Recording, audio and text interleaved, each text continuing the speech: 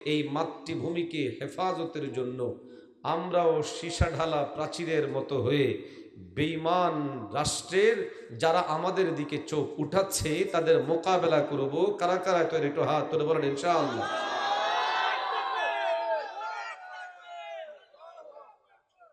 আল্লাহ হাতগুলোকে কবুল করেন। আরো আসতে বলেন, আর একটু জোরে বলেন না।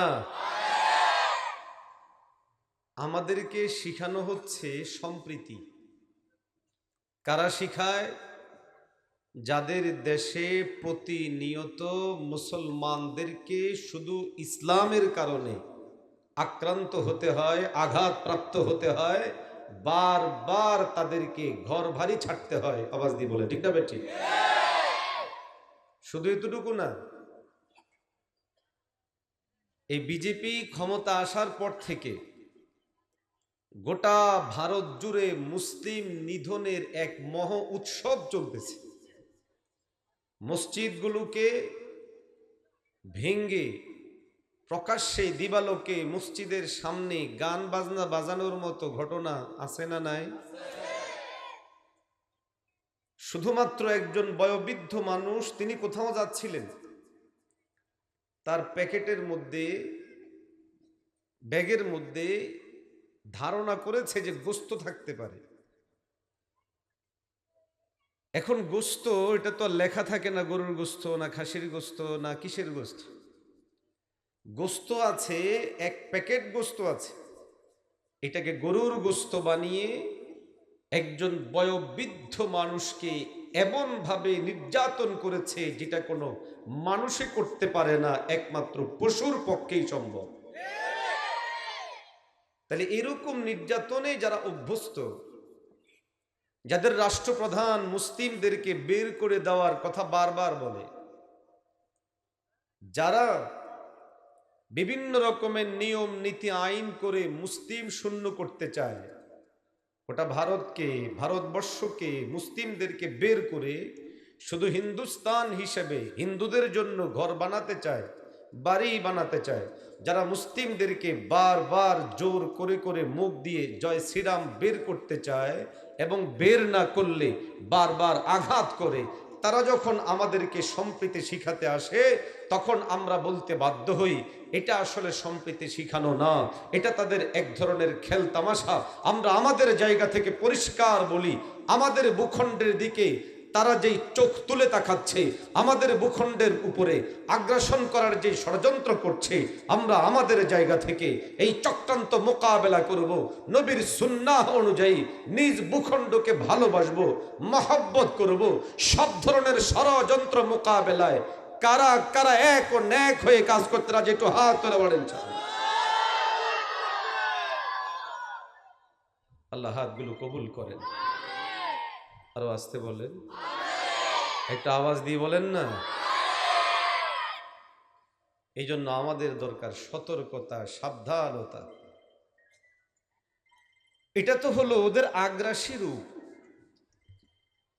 আক্রমণাত্মক চেহারা।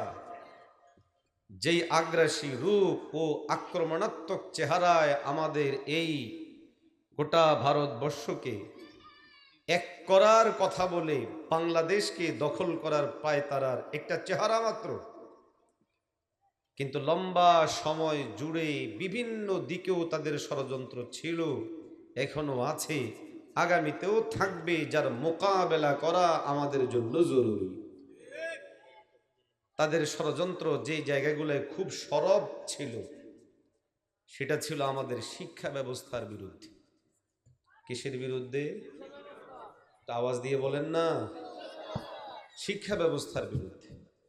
হ্যাঁ, তারা মূল জায়গাটাই হাত দিয়েছিল,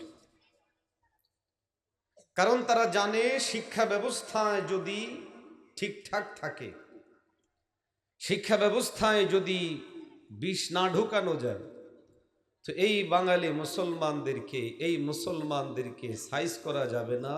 এই জন্যই তারা শিক্ষা ব্যবস্থায় হাত দিয়েছে এবং সফলতার সাথে গোটা জেনারেল শিক্ষা ব্যবস্থা থেকে ইসলামকে আউট করে দিয়েছে।